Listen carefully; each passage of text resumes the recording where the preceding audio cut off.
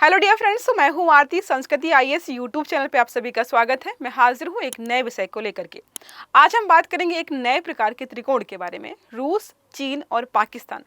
अभी तक हमें यही लगता है कि भाई रूस हमारे सपोर्ट में है और चीन जो है खुले तौर पर इतना सपोर्ट नहीं करता है पाकिस्तान का। लेकिन जो है कुछ सोर्सेस से ये पता चला है कि ऑपरेशन सिंदूर के समय जो है चीन ने कुछ हद तक जो है पाकिस्तान की मदद की थी। तो जो भी चीजें हम यहाँ पर बात करेंगे कि ये जो नया त्रिकोण बन रहा है पाकिस्तान, चीन और रूस का, क्या एक ये नया समीकरण है, रणनीतिक समीकरण है जिसको लेकर के जो है भारत को चिंतित होना चाहिए, क्योंकि हमारे अपने जो है यहाँ पर लक्ष्य हैं जिनको लेकर हम चल रहे हैं। और खासकर रूस के बारे में भी हमें थोड़ा सोचना पड़ेगा, क्योंकि हमने अभी देखा कि भाई पाकिस्तान जो है और यूएसए, तो यूएसए और पाकिस्तान के संबंध थोड़े से ठीक हो रहे हैं, तो यूएसए के साथ हमारा थोड़ा मामला खराब हो रहा है। अगर ऐसा होता है कि भाई रूस भी जो है चीन के पाले में चला जाए तो हमें थोड़ी समस्या हो जाएगी।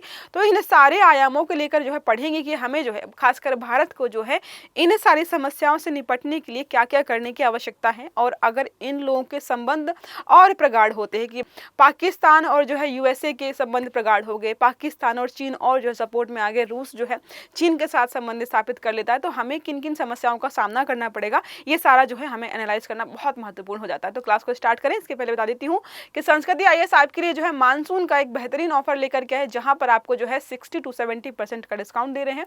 बात करोगे जो आईएएस के यूपीएससी के फाउंडेशन कोर्सेज के बारे में, प्री प्लस मेंस लाइव और ऑनलाइन की, तो अगर आप जीएस का प्री प्लस मेंस का बैच ज्वाइन करते हो तो 50,000 में है। सीसेट के साथ ये 55,000 का मिल जाएगा। और सिर्फ अगर ऑनलाइन कोर्स के बारे में बात करते हैं तो ये 40,000 का है। सबके लिए ईएमआई सुविधा अवेलेबल है। जो भी बैचेस हैं, जो ऑफर है ये 10 जुलाई से स्टार्ट हुआ है, 14 जुलाई तक रहने वाला है, तो उसके पहले जो है ऑफर का लाभ उठा लेना है। अब बात करते हैं ऑप्शनल कोर्सेज के बारे में, तो यहाँ पर भी आपको 50 to 60% से ज़्यादा का डिस्काउंट मिल जाएगा। जो भी ज्योग्राफी ऑप्शनल का नया बैच ज्वाइन करना चाहते हैं तो ये 15 जुलाई से सुबह 8 बजे शुरू होगा। फीस होगी 25,000 रुपये, ऑनलाइन मोड में रहने वाला है। इसके अलावा हिस्ट्री का भी वैकल्पिक जो है विषय का जो है क्लासेस स्टार्ट हो रहा है 31 जुलाई से सुबह 8:30 बजे। फीस है 17,500। अब बात करते हैं यहाँ पर जो है यूपीएससी और जो है यूपीपीसीएस का दोनों का इंटीग्रेटेड कोर्स यहाँ पर अवेलेबल है। 45,000 में अगर 2 इंस्टॉलमेंट में आप परचेज करते हो तो 25K आप 2 बार दे करके बैच ज्वाइन कर सकते हो। ये जो बैचेज हैं वो सारे लाइव और ऑनलाइन मोड में रहने वाले। अब बात करते हैं स्पेसिफिक यूपीपीसीएस की, तो अगर आपको यूपीपीसीएस का foundation course, pre plus mains का कंप्लीट फाउंडेशन कोर्स चाहिए तो वो आपको मिल जाएगा 30,000 में। यहाँ पर भी आपको जो है 2 ईएमआई की सुविधा दी गई है। इसके अलावा यूपीपीसीएस का जो है टारगेटेड बैच, प्रीलिम्स का जो है बैच लॉन्च हो रहा है, वो यहाँ पर है। प्रीलिम्स का जीएस का जो है बात करते हैं तो 11,000 में है और सीसेट के साथ ये 15,000 में। इसके अलावा अन्य पीसीएस के फाउंडेशन कोर्सेज भी हमारे पास हैं, जैसे बीपीएससी का है, एमपीपीएससी है, आरएएस है। इसके अलावा बीपीएससी का प्रीलिम्स का 71st जो है बीपीएससी आपका जो 13 सितंबर को होने वाला, उसके लिए जो एक पीटी टारगेट बैच है जो कि 70 दिन का प्रोग्राम रहने वाला है, ये बैच ऑलरेडी स्टार्ट हो गया है। फीस है 4,500 रुपीज़। इसके अलावा जितने भी स्टेट पीसीएस के बैचेज हैं प्रिंटेड नोट्स के साथ सारे बैच जो है 12,999, पीडीएफ के साथ जो है, पीडीएफ नोट्स के साथ जो है 10,000 रुपये हैं। और अगर आप जो है बीपीएससी का सेपरेट मेंस का बैच ज्वाइन करते हो ये तो आपको 7,500 में मिल जाएगा। ये जो भी ऑफर्स हैं 10 से स्टार्ट हुए हैं, 14 तक रहने वाले हैं। कॉन्टैक्ट नंबर की बात करें तो 9555 124 124 ये नंबर है, इस पर आप कॉल करके सारी जानकारी ले सकते हैं या फिर विजिट कर सकते हैं sanskritis.com की वेबसाइट पर। अब वापस आते हैं हमारे टॉपिक पर कि पहले बात करते हैं ये टॉपिक चर्चा में कहाँ से आया। तो हमारे जो उप सेना प्रमुख जो लेफ्टिनेंट जनरल है राहुल सिंह, उन्होंने स्टेटमेंट दिया है कि ऐसा जो है सोर्स से पता चल रहा है कि ऑपरेशन सिंदूर के समय जो है क्या हुआ था कि जो है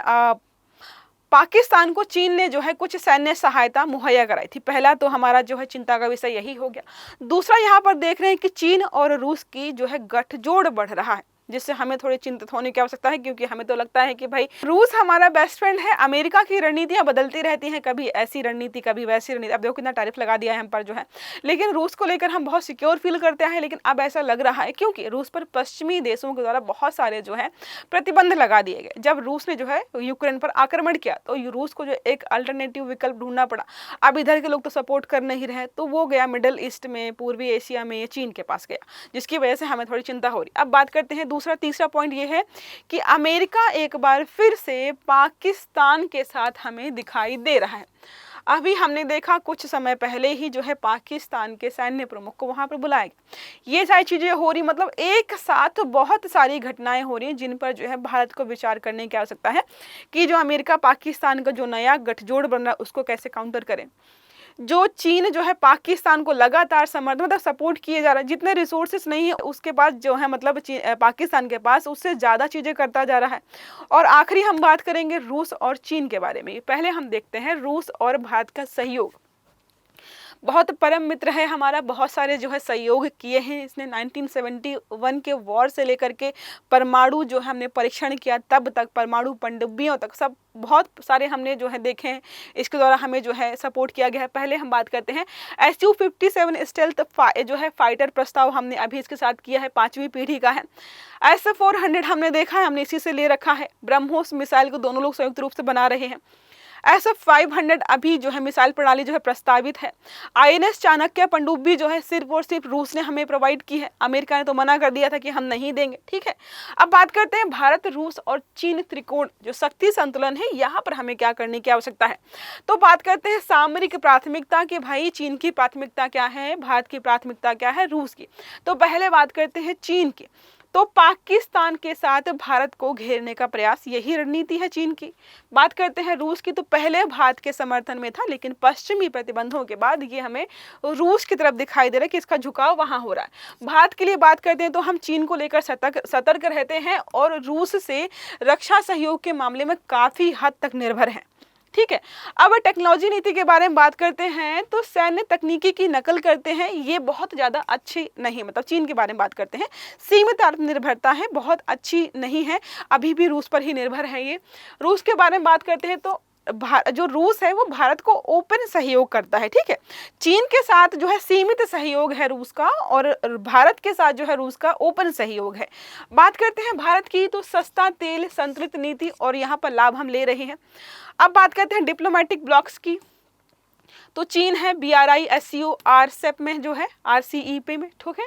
अब रूस के बारे में बात करते हैं, SCO हो गया, ब्रिक्स हो गया, चीन रूस धुरी, ये सारा हम ऑलरेडी देख ही रहे हैं। भारत के बारे में बात करते हैं, ब्रिक्स प्लस में हम हैं, थोड़ा सा काउंटर करते हैं। क्वाड हो गया, I2U2 हो गया, I2U2 जो है बहुत इंपॉर्टेंट है, और क्वाड भी बहुत इंपॉर्टेंट है। इसमें हम ऐसा कर सकते हैं, कह सकते हैं कि हम जो है चीन को काउंटर करने का प्रयास करते हैं, ठीक है। और वैसे ही लोग बोलते हैं कि भाई ब्रिक्स में जो है लोग अमेरिका को काउंटर करने का प्रयास करते हैं, उसकी शक्ति को कम करने का प्रयास करते हैं। अब बात करते हैं पाकिस्तान की भूमिका। तो चीन पाकिस्तान का जो संबंध है उसको बोलते हैं ऑल वेदर, मतलब जो है हमेशा के लिए उन्होंने जो है ऑल वेदर साझेदारी कर सकी है। इसका हमने उदाहरण देखा है CPEC जो है, इसके अलावा जो है सैन्य JF-17, ये सारे सहयोग हैं जो दोनों देशों के बीच चल रहे हैं, ठीक है। अमेरिका की पुनर्विचार, देखो अमेरिका की पुनर्विचार जो है बात करते हैं तो यहाँ पर है US सेंटकॉम प्रमुख ने अभी क्या बोला था कि पाकिस्तान एक एंटी टेरर पार्टनर है। इसका मतलब जो है पाकिस्तान आतंक विरोधी कार्यक्रमों में बहुत भागीदारी कर रहा है। अपने आप में जो है चोर को पुलिस बताने वाली बात है। और ऐसा स्टेटमेंट कहाँ से आ रहा है, अमेरिका के किसी व्यक्ति के द्वारा यहाँ पर जो है, या कह सकते हैं US के सेंटकॉम ने जो है ऐसा स्टेटमेंट दिया है। अपने आप में चिंताजनक हो गया, जबकि हमें पता है जो है आतंकवाद का मतलब ही पाकिस्तान है। ऑल ओवर वर्ल्ड में जहाँ पर भी कोई आतंकवादी जो है घटना होती है तो पहले डाउट आता है कि इसी ने कुछ किया होगा, और अमेरिका क्या बोल रहा है कि भाई ये तो जो है आतंकवाद का विरोधी है। चीनी तकनीकी और खुफिया समर्थन है किसको, पाकिस्तान को, जितने रिसोर्सेस नहीं है, सीमित क्षमताओं के बाद भी अपने आप को कैसे अपग्रेड करता जा रहा है। यहाँ लोन लेना, वहाँ लोन लेना, IMF से, वर्ल्ड बैंक से, फिर भी कैसे चला, उधार पे चल रही है उसकी ज़िंदगी, फिर भी बेहतर तरीके से चीज़ें चल रही हैं। अब बात करते हैं भारत के लिए जो है प्रमुख रणनीति क्या है, जोखिम के बारे में बात करें तो इसको लिखा बारूद जो है स्वॉर्ड, उधार की तलवार। इसका मतलब समझ रहे हैं, उधार की तलवार का मतलब है चीन क्या कर रहा है, पाकिस्तान को अपनी उधार की तलवार बना करके भारत को घेरने का प्रयास कर रहा है। इसी को बोलते हैं जो है बारूद स्वॉर्ड डॉक्ट्राइन, ठीक है। चीन जो है पाकिस्तान को एक एजेंट स्टेट के रूप में इस्तेमाल करता है, और उसका एक ही लक्ष्य है कि भारत को कैसे घेरना है। ऑपरेशन सिंदूर में भी चीन की तरफ से जो सहयोग किया गया है वो इसी का परिणाम है। चीन रूस नो लिमिट साझेदारी 2022 के बारे में हम देख रहे हैं। तो अब जो है रूस क्या है, चीन के समर्थन पर अधिक निर्भर हो गया। कारण बता दिया है। ड्रोन, माइक्रो इलेक्ट्रॉनिक्स और जो है प्रोपेलेंट के लिए जो है इसमें भारत रूस संबंधों की रणनीतिक स्वतंत्रता पर प्रभाव पड़ेगा। जाहिर सी बात है, हमारा जो है दोस्त दुश्मन के खेमे में जाके बैठेगा तो थोड़ी समस्या हो जाएगी। अब देखो, रूस के पास भी, बेचारे के पास कोई विकल्प नहीं है। जैसे ही रूस ने यूक्रेन पर जो है हमला किया, उसके बाद जितने भी पश्चिमी देश हैं उन्होंने प्रतिबंध लगा दिए। अब प्रतिबंध लगा दिए तो अकेले तो अपना गुजारा होगा नहीं, तो कोई तो जो है विकल्प चाहिए। मिडिल ईस्ट में गया, वहां पर सहयोग स्थापित किया। अभी जो आप देख ही रहे हो, जो है अफगानिस्तान में तालिबान सरकार को मान्यता दे दी जो है रूस ने, इसी का एक परिणाम है। इसके बाद चीन का सहयोग कर ही रहा है, और भी अन्य प्रकार के देश हैं जहां पर जो है रूस जो है सहयोग बढ़ाता दिखाई दे रहा है। अब भारत की रणनीतिक प्राथमिकताएं क्या होनी चाहिए, तो रूस को जो है चीन से अलग करना पहली हमारी प्राथमिकता होगी।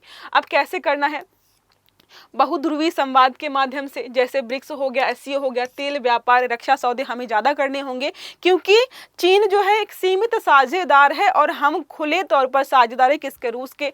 तकनीकी संप्रभुता, हमें जो है अपने आप को आत्मनिर्भर बनाना होगा। रूस से सहयोग हो गया, पश्चिमी विकल्पों की खोज भी करनी होगी। कल को ये नाराज हो गया तो हमारे पास और ऑप्शंस तो रहे। मल्टी एज जो है अलाइनमेंट नीति, इसका मतलब है कि हमें जो है बहुत सारे रणनीतिक साझेदार चाहिए।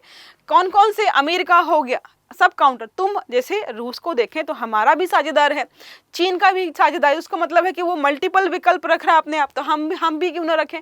तो अमेरिका को बनाएंगे, रूस को बनाएंगे, फ्रांस, इजराइल, सभी के साथ हम क्या करेंगे, द्विपक्षीय संतुलन बना के रखेंगे कि कब कौन सा काम आ जाए, हमें क्या पता, हमें भी उसी हिसाब से चलना है। अब बात करते हैं, रूस ने हमारा सहयोग जो है कब कब किया। 1971 के वॉर के समय जो है रूस का सहयोग मिला था। अमेरिका ने तो मना ही कर दिया था। कह सकते हैं अमेरिका, चीन जो है पाकिस्तान के समर्थन में थे। 1990 का परमाणु जो है परीक्षण किया तो अमेरिका के प्रतिबंध के बावजूद हमने किया था। हमें समर्थन किसका पास था? जो है रसिया का। कोल्ड वॉर जो है तत्कालीन समय में आपको यूएसएसआर के नाम से जानते थे, हमारा जो है सहयोगी रहा है। अतिरिक्त बिंदुओं को देख लेते हैं, तो कौन कौन से ग्रुप में कौन है, तो ब्रिक्स है। ब्रिक्स में मतलब इसके अलावा भी बहुत सारे देश हैं, लेकिन हम जिनके बारे में बात करें उन्हीं को यहाँ पे पढ़ेंगे। तो रूस, चीन सभी सदस्य हैं, लेकिन किसी की विचारधारा किसी से मैच नहीं करती है। क्वाड हो गया और I2U2, यहाँ पर बेहतरीन तरीके से हम काम कर रहे हैं, और ये चीज़ें हैं हम थोड़ा सा चीन को कंट्रोल में कर पाएँ इसके लिए। एससीओ की भारत, पाकिस्तान, चीन, तीनों सब है यहाँ पर। उद्देश्य सबका अलग अलग है, कोई इस दिशा में जा रहा है, कोई इस दिशा में जा रहा है, लेकिन एक ही जो है संगठन में एक ही मंच पर जाकर बात करते हैं। हम बात करते हैं कि भाई पाकिस्तान में जो है आतंकवाद को बढ़ावा दे रहा है। पाकिस्तान बोलेगा कि मैं कुछ नहीं कर रहा हूँ, और चीन इस बात पे कुछ बोलेगा ही नहीं कि नहीं, यहाँ पर तो कुछ है ही नहीं, लग रहा है, मतलब सुनाई नहीं दिया मुझे। इस प्रकार की चीज़ें हो रही हैं।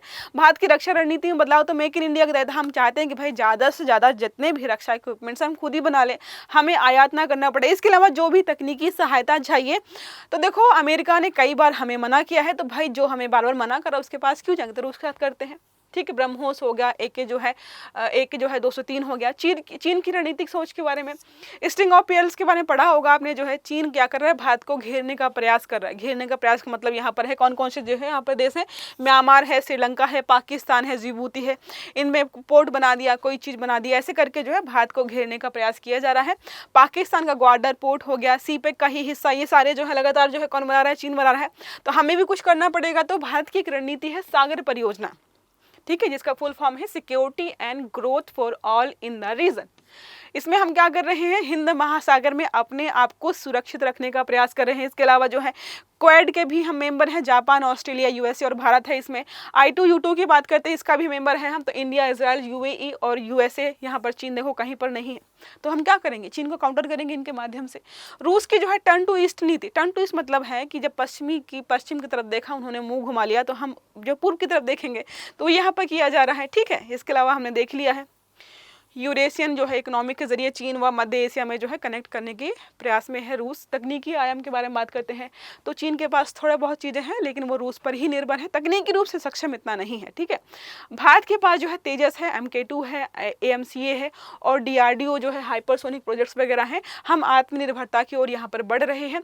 रूस के पास उन्नत प्रकार के हथियार हैं, वो तकनीकी रूप से जो है बहुत सक्षम है, और अलग अलग देशों को जो है तकनीकी सहायता और रक्षा इक्विपमेंट्स की सहायता देता आया है। अफगानिस्तान का कारक जो है महत्वपूर्ण। आपको लग रहा होगा कि अचानक से अमेरिका को क्या हो गया कि जो है वो अब जो है पाकिस्तान का समर्थन करने लग गया। अब हमें पता है अफगानिस्तान में तालिबान की सरकार स्थापित हो गई है और देखो रूस ने शुरुआत भी कर दी है मान्यता दे करके। जब रूस जो है मान्यता दे करके शुरुआत कर रहा है अफगानिस्तान की सरकार को, तो अमेरिका को वहां पर आना पड़ेगा। पड़ोसी देश के पास वो है पाकिस्तान, तो ये यहाँ पर जो है शक्ति संतुलन का प्रयास करते हैं। ठीक है, अब अलग अलग ग्रुप है। सीपेक हमने देखा ऑलरेडी जो है चीन पाकिस्तान का जो है ग्वादर जो है ग्वादर बंदरगाह हमने देखा है, हमें इशू है क्योंकि ये पीओके से होकर गुजरता है। आईएनएस अरिहंत के बारे में बात करते हैं, स्वदेशी परमाणु पनडुब्बी है, त्रिस्तरीय परमाणु प्रतिरोध की नींव यहाँ पर रखी गई है।